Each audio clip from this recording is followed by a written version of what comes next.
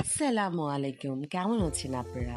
আমের সিজন আর আমি নতুন কিছু ট্রাই করব না তা কি হয়? চলুন দেখি আজকে আমি নতুন কি ট্রাই করলাম। তার জন্য যা লাগবে ১ লিটার টক দই। প্রথমে টক দইটাকে এইরকম একটা সুতি কাপড়ে নিয়ে নিবেন। নিয়ে ভালোভাবে পানি ঝরিয়ে নিতে হবে। এভাবে গিঁট দিয়ে একটা ছাঁকনিতে রেখে ভারী কিছু দিয়ে মিনিমাম ৩০ মিনিট এভাবে রেখে দিবেন। এতে করে টক দইয়ের যে পানিটা আছে সম্পূর্ণ ঝরে যাবে।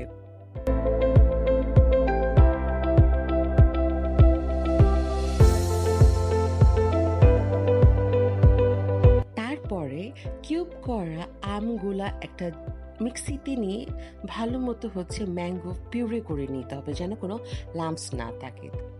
একটি কাচের পাত্রে পানি ঝরানো দই, তার মধ্যে কনডেন্স মিল্ক, দেখতে হবে কতখানি মিষ্টি আপনারা পছন্দ করেন। যার যার টেস্ট অনুযায়ী আপনারা কনডেন্স মিল্ক দিবেন যতটুকু মিষ্টি খেতে চান।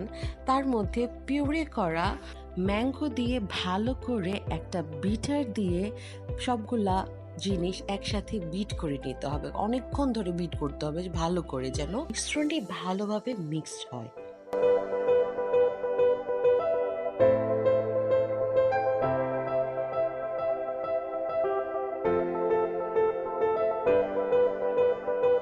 মিশ্রণের মধ্যে কয়েক ফোঁটা ভ্যানিলা এসেন্স দিয়ে দিতে হবে। দিয়ে দেওয়ার পর মিশ্রণটি আবার ভালো করে বিট করে নিব। শেষে জারটিকে একটি ফয়েল পেপার দিয়ে সম্পূর্ণ মুড়িয়ে নেব। ভালো করে মুড়িয়ে নিব যেন কোনোভাবে এটার ভিতরে পানি না ঢুকে।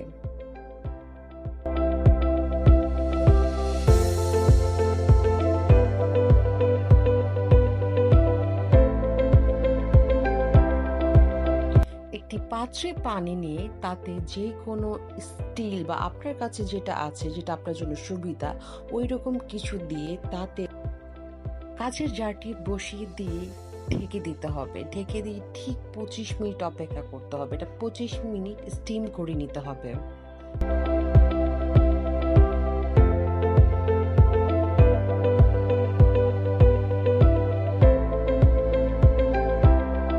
২৫ মিনিট স্টিমের পর ২ ঘন্টা ফ্রিজে অবশ্যই রাখতে হবে। ২ ঘন্টা ফ্রিজে রাখার পর তৈরি হয়ে যাবে ইন্ডিয়ান স্টাইল ম্যাঙ্গো আইসক্রিম।